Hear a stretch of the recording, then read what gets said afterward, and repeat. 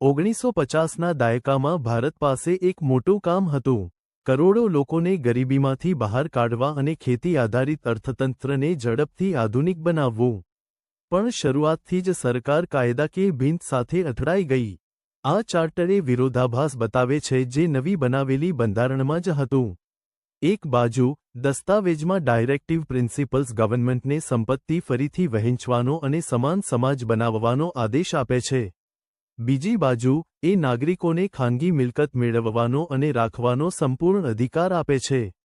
જ્યારે રાજ્ય સરકારોએ મોટા જમીન માલિકોની મિલકતો તોડીને ગરીબ ખેડૂતોમાં જમીન વહેંચવાનો પ્રયાસ કર્યો, ત્યારે અમીર જમીન માલિકોએ વિરોધ કર્યો. તેઓ તેમના કેસ સુપ્રીમ કોર્ટમાં લઈ ગયા અને દલીલ કરી કે તેમનો મૂળભૂત મિલકતનો હક તોડાઈ રહ્યો છે. જજોએ પણ એ વાત માની અને જમીન સુધારાના કાયદા એક પછી એક રદ કરી નાખ્યા. આ કોર્ટના આદેશોને અવગણવા અને જનતાને વચન આપેલા જમીન સુધારા પહોંચાડવા માટે નહેરુની સરકારે કોર્ટરૂમમાંથી ધ્યાન હટાવીને બંધારણ પર જ ધ્યાન આપ્યું. વડાપ્રધાન જવાહરલાલ નહેરુએ સમજી લીધું કે જો સુપ્રીમ કોર્ટ આ સમાજ સુધારાઓ અટકાવતી રહેશે તો રાજકીય અસર ખરાબ આવી શકે.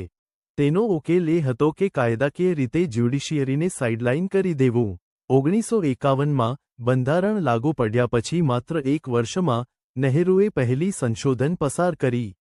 આ સંશોધને 9મા અનુસૂચિ નામનું ખાસ કાયદાકીય સાધન બનાવ્યું. એને તમે બંધારણનું વોલ્ટર સમજો. જો સરકારે જમીન સુધારાનો કાયદો પાસ કર્યો અને એને આ અનુસૂચિમાં મૂક્યો, તો સુપ્રીમ કોર્ટ એને જોઈ શકતી નહીં. જજોએ એ ખાસ કાયદાઓની સમીક્ષા કે રદ કરી શક્યા નહીં. આવું કરીને આગલા 2 દાયકા સુધી એક જ રિધમ બની ગઈ. જ્યારે પણ સરકારને લાગ્યું કે બંધારણ સામાજિક ન્યાય માટે અવરોધ છે, ત્યારે સંસદમાં નિયમો બદલીને કોર્ટને બાયપાસ કરી દેતા, અને વિધાનમંડળ અને ન્યાયપાલિકા વચ્ચેનો તણાવ વધતો ગયો. અને આ તણાવ 1967માં ગોલકનાથ કેસમાં વિસ્ફોટ થયો. સુપ્રીમ કોર્ટે જવાબ આપ્યો અને કહ્યું કે સરકારે પોતાની હદો ઓળંગી છે. જજોએ જાહેર કરી દીધું કે હવે સંસદ કોઈપણ મૂળભૂત અધિકાર સુધારી નથી શકતી. કોર્ટનો પકડ વધુ મજબૂત થતાં ઇન્દિરા ગાંધી વડાપ્રધાન બની. તેની રાજકીય સ્થિતિ બહુ નાજુક હતી. એની પાર્ટી તાજેતરમાં ચૂંટણીમાં ભારે હારી હતી અને જૂના નેતાઓ એને કાબૂમાં લેવા માંગતા હતા. પોતાનો ગાદી બચાવવા, એ ગામડાના ગરીબો માટે પોપ્યુલર એજન્ડા લઈને આવી. દેશમાં જે કમાઈ અને સંપત્તિ એક જ જગ્યાએ એકઠી હતી, એ પર સીધો હુમલો કર્યો. થોડા જ સમયમાં એણે દેશના 14 મોટા ખાનગી બેંકોને રાષ્ટ્રીયકૃત કર્યા અને પ્રીવી પર્સ બંધ કરવાનો નિર્ણય લીધો. પ્રીવી પર્સ એ સરકારી ટેક્સ મુક્ત ભથ્થા હતું, જે જૂના રાજાઓને તેમના રાજ્ય ભારતમાં જોડવા બદલ મળતું હતું. વર્ષો પહેલા ગાંધીજીએ દલીલ કરી હતી કે ગરીબ દેશ મહેલો માટે સહાય આપી શકે નહીં. પણ ફરીથી સુપ્રીમ કોર્ટ વચ્ચે આવી ગઈ. મિલકત અને સમાનતાના અધિકારો દર્શાવીને જજોએ બેંકોનું રાષ્ટ્રીયકરણ અને રાજાઓના ભથ્થા બંધ કરવાનું બંને રદ કરી દીધું. વડાપ્રધાન ફસાઈ ગઈ હતી. એની મુખ્ય નીતિઓ અટકી ગઈ અને કોર્ટ સામે ઊભી રહી. પોતાનું રાજકીય ભવિષ્ય બચાવવા એણે કોર્ટની શક્તિ તોડી નાખવાનો પ્લાન બનાવ્યો. ગાંધી સીધા મતદારો પાસે ગઈ. 1971માં ગરીબી હટાવવાની વચન સાથે ચૂંટણી લડી અને જબરદસ્ત જીત મેળવી. હવે એની પાસે સંસદમાં પૂરતી બહુમતી હતી. એણે તરત લેજિસ્લેટિવ ન્યુક્લિયર ઓપ્શન વાપરી 24મી, 25મી અને 26મી બંધારણ સંશોધન ઝડપથી પસાર કરી નાખ્યા. આ ડાયાગ્રામ બતાવે છે કે આ સંશોધનો કેટલા જોરદાર હતા.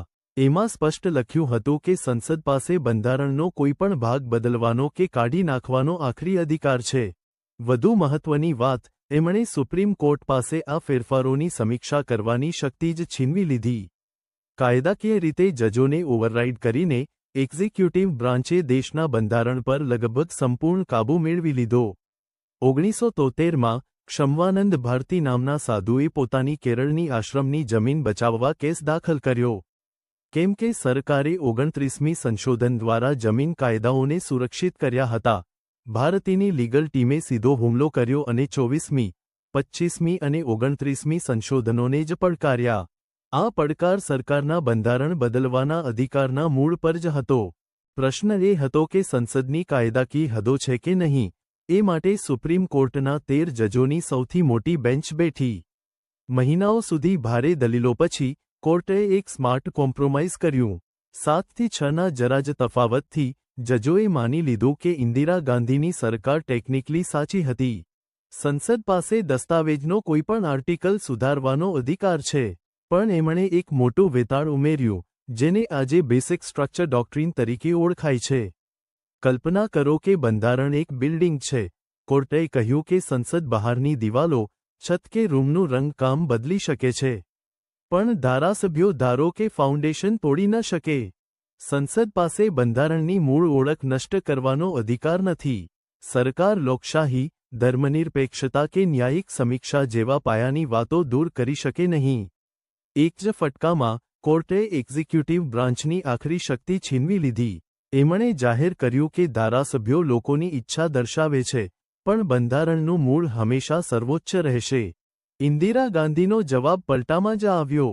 બીજા જ દિવસે, દાયકાઓથી ચાલતી પરંપરા તોડી, એણે 3 વરિષ્ઠ જજોને બાયપાસ કરીને પોતાના વફાદારને ભારતના મુખ્ય ન્યાયાધીશ તરીકે નિમણૂક કરી।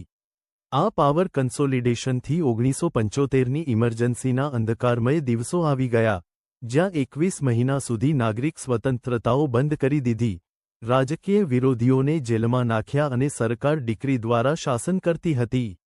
પણ ઇમરજન્સીની તાનાશાહી છતાં અને સત્તાધારી પાર્ટીને ફાયદો પહોંચાડવા માટે નિયમો બદલવાની લેજિસ્લેટિવ કોશિશો છતાં, બેસિક સ્ટ્રક્ચર ડોક્ટ્રીન ટકી રહી। ક્ષમવાનંદ ભારતીનું ચુકાદો રાજકીય શક્તિ પર આખરી કાયદાકીય બ્રેક છે। એ ખાતરી કરે છે કે કોઈપણ મોટી સંસદીય બહુમતી, એના કદથી ફરક પડે નહીં, કાયદાકીય રીતે રાજ્યના લોકશાહી પાયા તોડી શકે નહીં।